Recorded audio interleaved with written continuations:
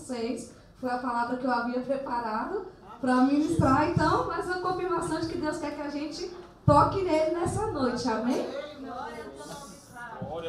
Marcos 5, a partir do versículo 25, que tem por título Jesus e a mulher doente. Talvez esteja um pouquinho diferente, porque a minha Bíblia é na linguagem de hoje, mas tem o mesmo sentido, viu? Chegou ali uma mulher que fazia 12 anos que estava com hemorragia. Havia gastado tudo o que tinha, tratando-se com muitos médicos. E estes a fizeram sofrer muito mais, em vez de melhoras. Ela havia piorado cada vez mais. Ela havia escutado falar de Jesus. Então entrou no meio da multidão e, chegando por trás dele, tocou na sua capa, pois pensava assim: se eu apenas tocar na capa dele, ficarei curada. E logo o sangue parou de escorrer e ela teve certeza de que estava curada. No mesmo instante, Jesus sentiu que dele havia saído poder. Então virou-se no meio da multidão e perguntou: quem foi que tocou na minha capa? E os discípulos responderam: o Senhor está vendo como esta gente o está apertando de todos os lados e ainda pergunta isso? Mas Jesus ficou olhando em volta para ver quem tinha feito aquilo. E então a mulher, sabendo o que lhe havia acontecido, atirou-se aos pés dele, tremendo de medo, e contou tudo. E Jesus disse: minha filha, você sarou porque teve fé. Vai em paz e você está livre do seu sofrimento. Aleluia! Os irmãos podem se sentar, né?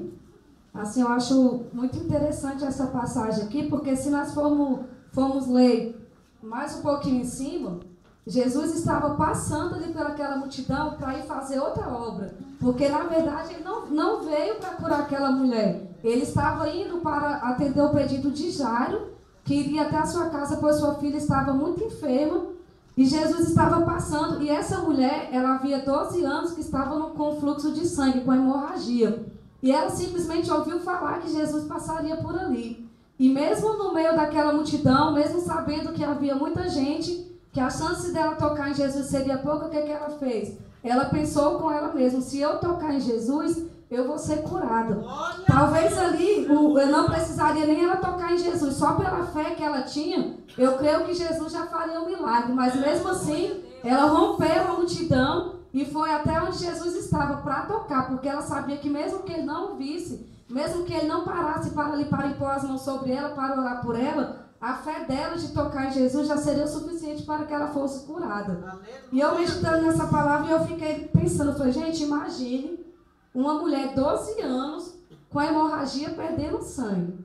Imagina a situação dessa mulher, o sofrimento dessa mulher. Porque uma mulher normal, seu ciclo menstrual é de 2 a 3 dias, quando a mulher está no período normal. Imagine, e já incomoda. Imagine você ficar 12 anos perdendo sangue, já ter gastado o dinheiro todo que você tinha com o médico e não ver resultado. E uma coisa também que, além desse sofrimento, eu vou voltar aqui em Levítico aqui rapidinho, os irmãos não precisam abrir não. Levítico 15, do 25 ao 27, que diz assim: a mulher que tiver hemorragia ou que continuar menstruada além do tempo normal ficará impura, como durante a menstruação. Qualquer cama em que ela se deitar e qualquer coisa em que ela tocar, durante esse tempo ficarão impuras. E quem tocar na sua cama ou naquilo que ela sentou ficará impuro e deverá lavar a roupa que estiver vestindo e tomar um banho. E ficará impuro até o pôr do sol. Então, como eu estava dizendo, além do sofrimento de estar ali perdendo sangue, ainda tinha um preconceito. Porque naquele tempo, isso era uma coisa terrível. A mulher ficava impura, ao ponto das pessoas nem querer chegar perto dela.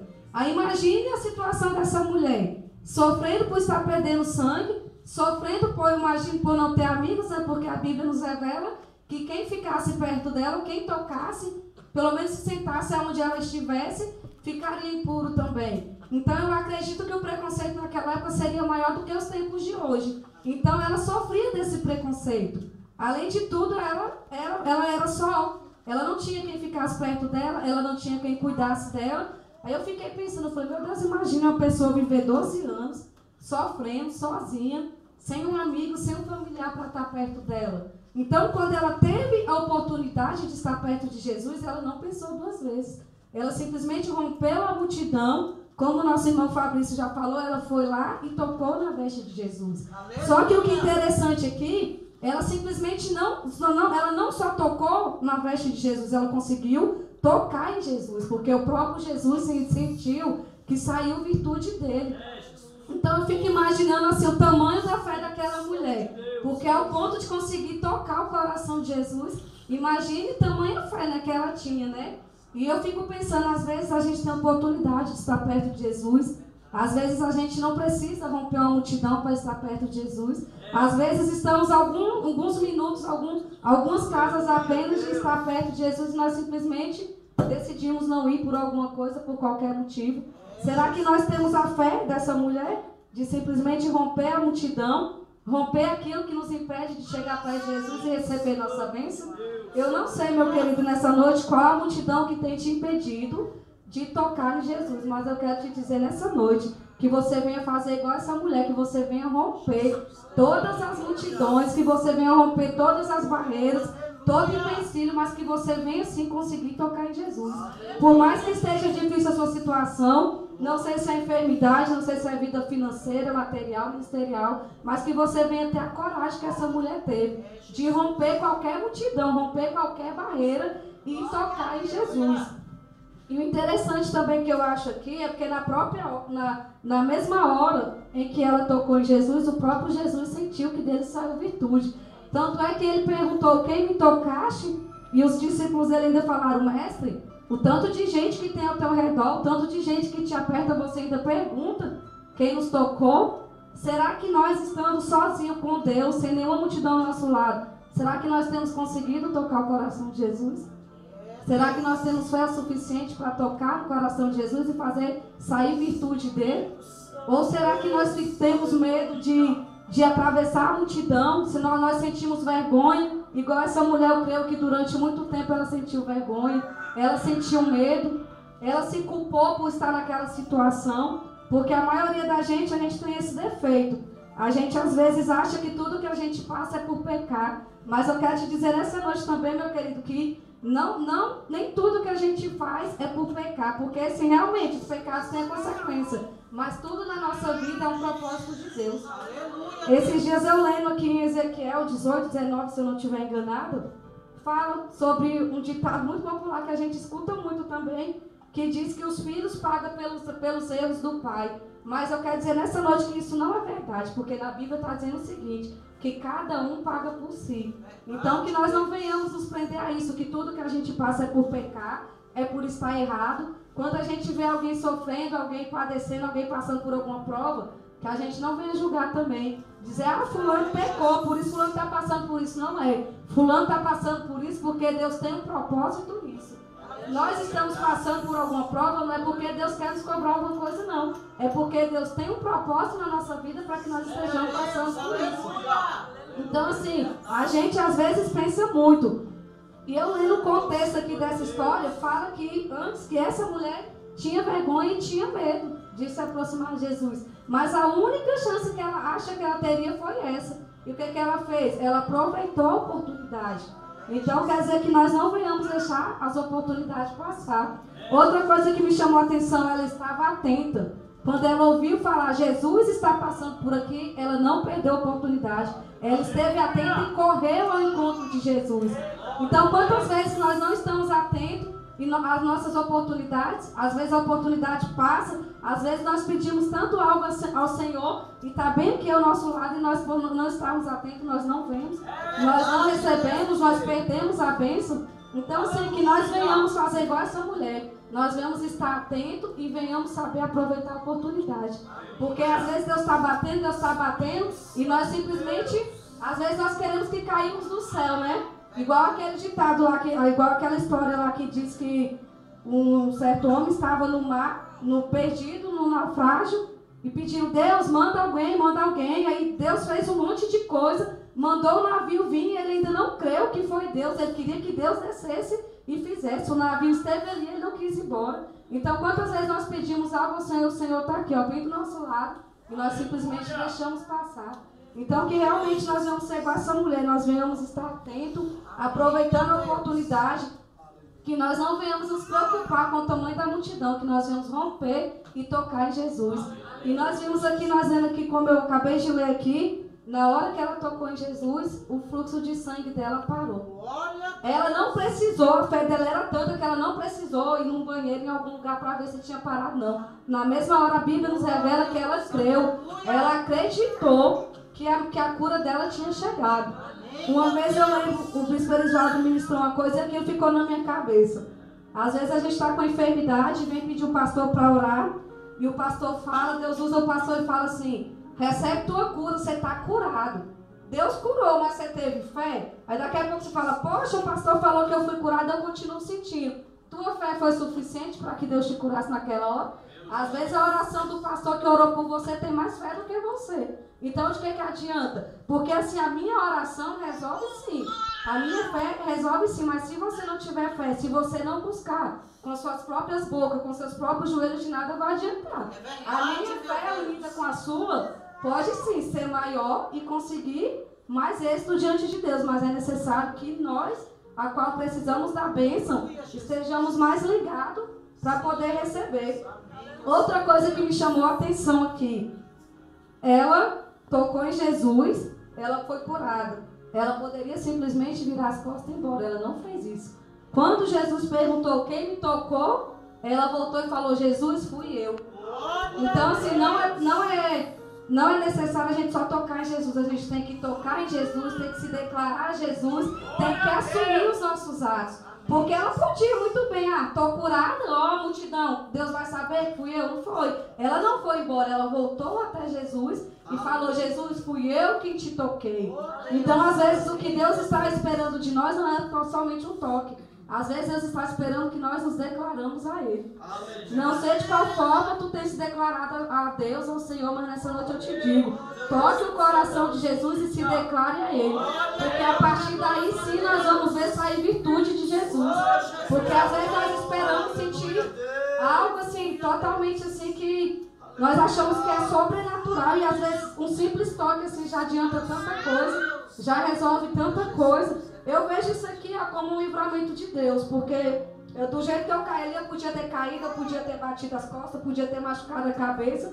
Me resultou em um punho quebrado em 2 lugares, mais ou menos. Aqui um dia eu estou bem, mas eu vejo como um livramento. No primeiro dia eu fiquei pensando, falei, poxa, eu estava brincando, caí do nada, mas amém, Deus sabe de todas as coisas. Eu não sei o que iria acontecer comigo naquele dia, eu iria trabalhar, não sei o que poderia acontecer. Isso aqui aconteceu, mas foi, às vezes Deus estava me livrando de uma coisa pior. Então assim, eu agradeço a Deus por todas as coisas. Eu aprendi que não adianta questionar, não adianta a gente querer entender o porquê, porque se a gente for tentar entender Deus, a gente vai ficar doido. Então, deixa Deus agir conforme a maneira dele. E quando a mulher voltou e se declarou a Jesus e falou, Jesus, fui eu quem lhe toquei. Jesus olhou para ela e falou, minha filha, vai embora, a tua fé te salvou. Então, nós vemos aqui o quão importante é a gente se declarar a Deus. Igual, por exemplo, a gente vem na igreja, eu sou crente. Eu tive um testemunho lá na Paraíba, bispo, acho que o senhor conhece a irmã. Ela passou 8 anos frequentando a igreja.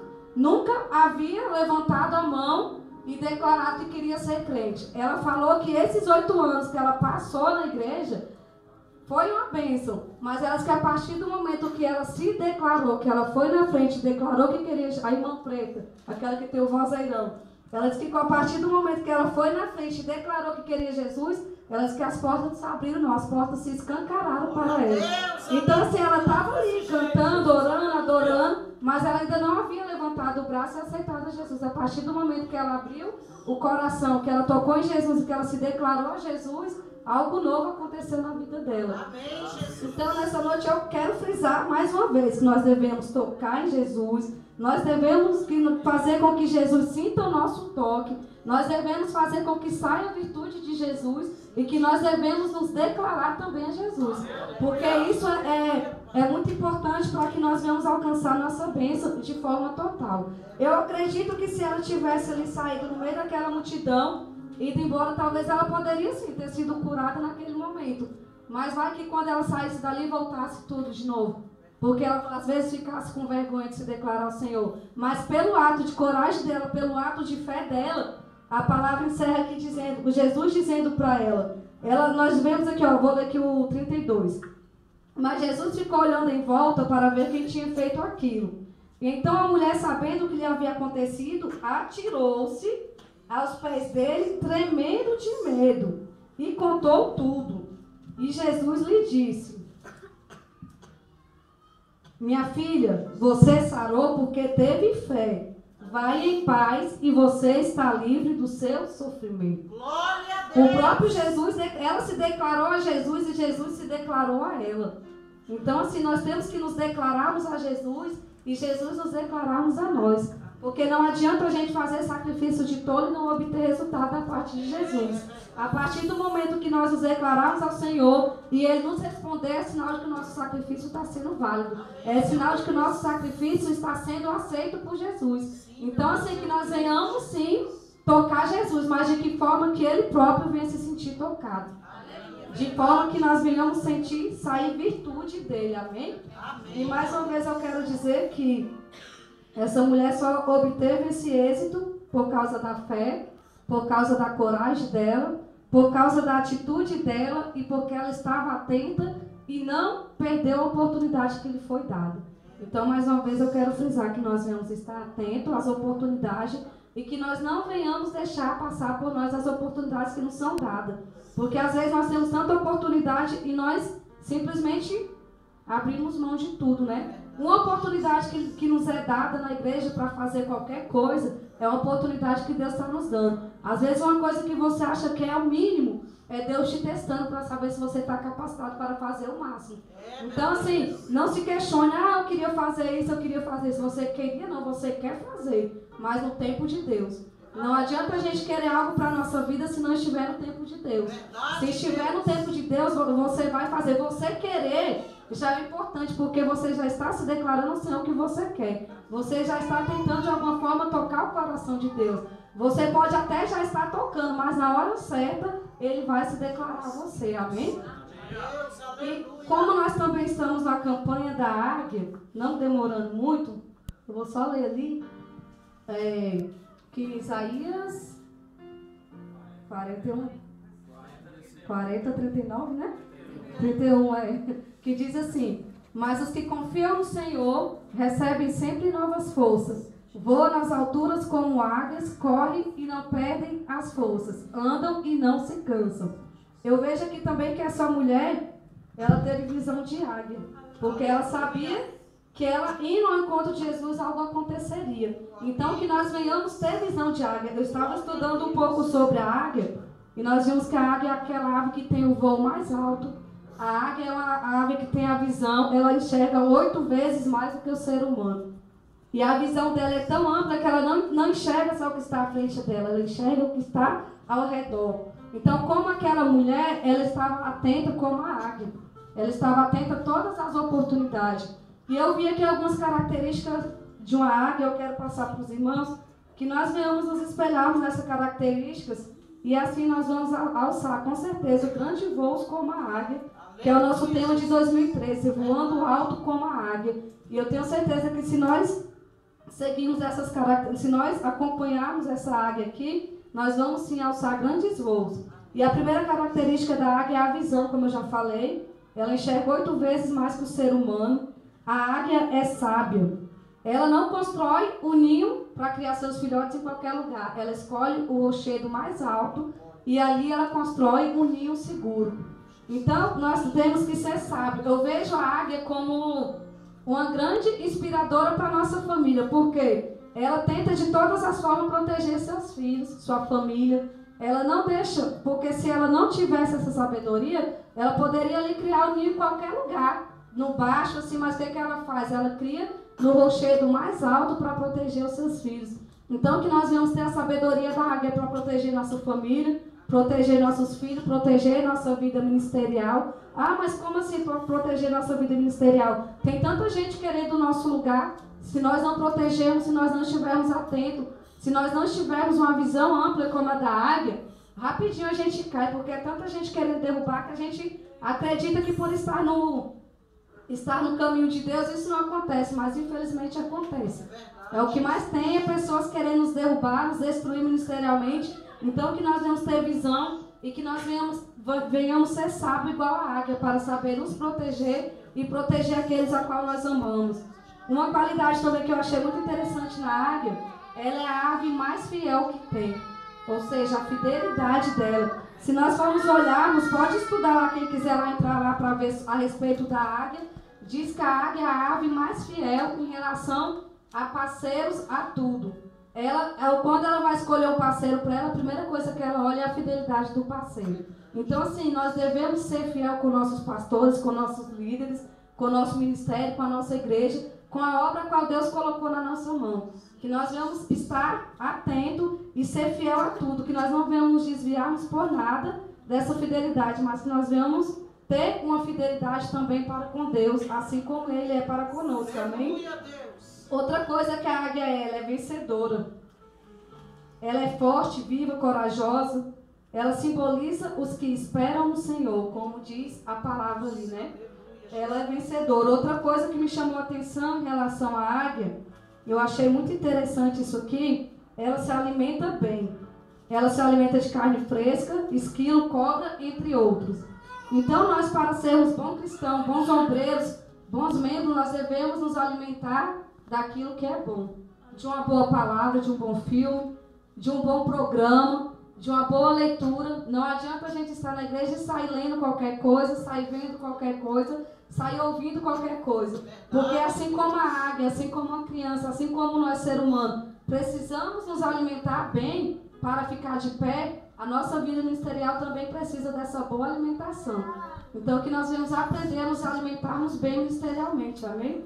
Amém, meu Deus. Outra coisa também, a águia é independente. Ela ama a liberdade, tem intimidade com as alturas, enfrenta a fúria das tempestades e dos ventos ela retira a força necessária para alçar voos aos picos mais elevados.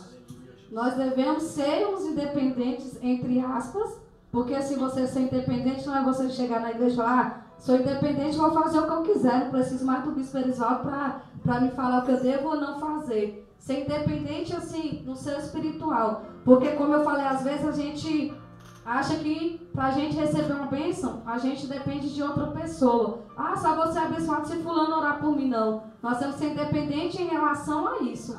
A nós mesmos começarmos a buscarmos por nós. Porque às vezes a gente não acredita na nossa fé, a gente não acredita na nossa oração. Às vezes a gente se sente mais seguro orando por outros do que orando por nós. Então nós temos que ter essa independência de acreditar que a nossa oração, a nossa fé também é capaz de tocar o coração de Deus. E nessa noite eu já quero, foi o que Deus colocou no meu coração, e eu quero dizer aos irmãos que nós sejamos como águia, forte, guerreiro, triunfante, que nós venhamos esperarmos no Senhor, que nós venhamos ter visão de águia, nós venhamos ser fiel como a águia, sermos sábios como a águia e nos alimentarmos bem como a águia, porque eu acredito que daí grandes coisas Deus vai fazer na tua vida, amém?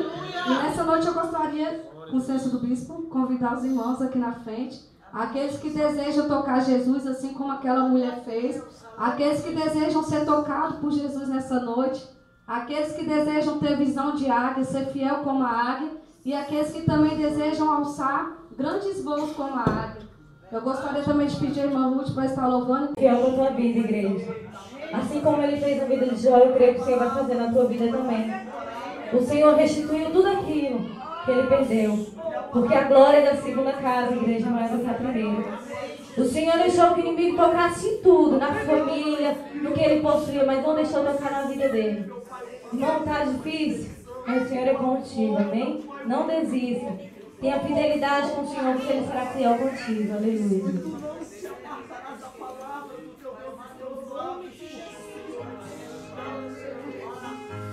Oh, meu Pai, coloca na igreja nesse amor, Senhor.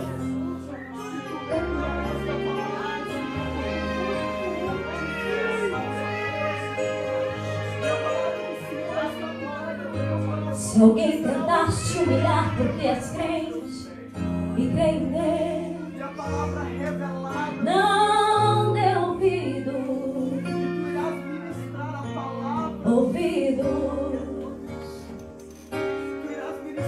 Diga apenas que a beleza, porque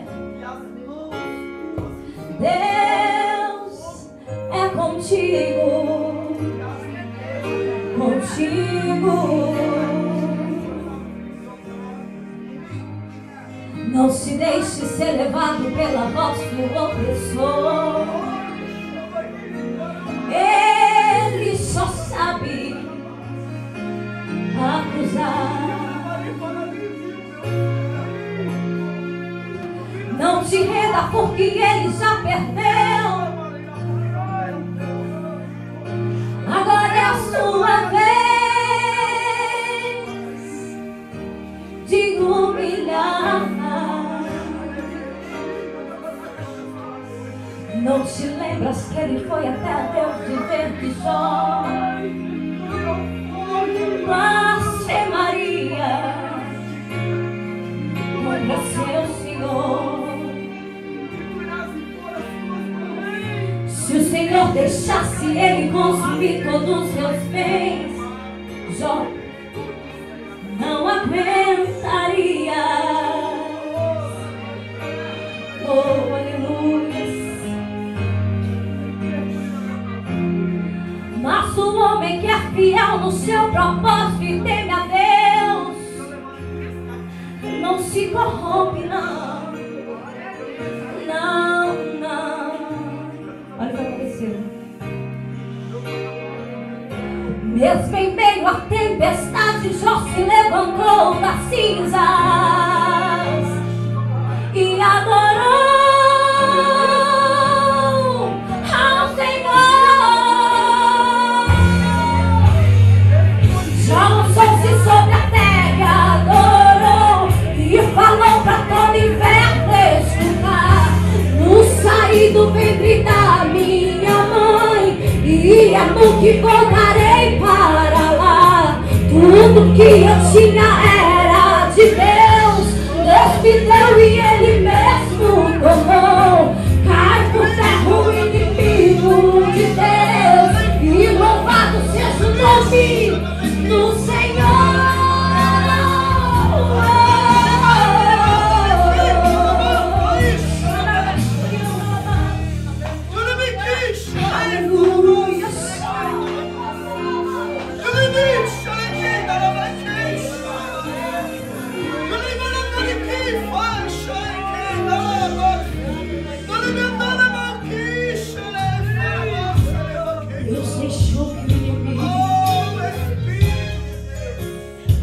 Roubasse os bens do seu filho, deixou que o inimigo matasse os seus filhos queridos, deixou ferir com chagas, pois ó rompeu ouvidos, e a sua mulher gritou bem alta: mas destrói de Deus e morre. Como falas uma louca mulher, tu falaste agora contra Jeová. Aceitaste o bem de Deus com prazer, e o mal não queiras tu aceitar. Tudo que eu tinha era de Deus. Deus me deu e ele mesmo tomou. Cai por terra o inimigo de Deus, e louvado seja o nome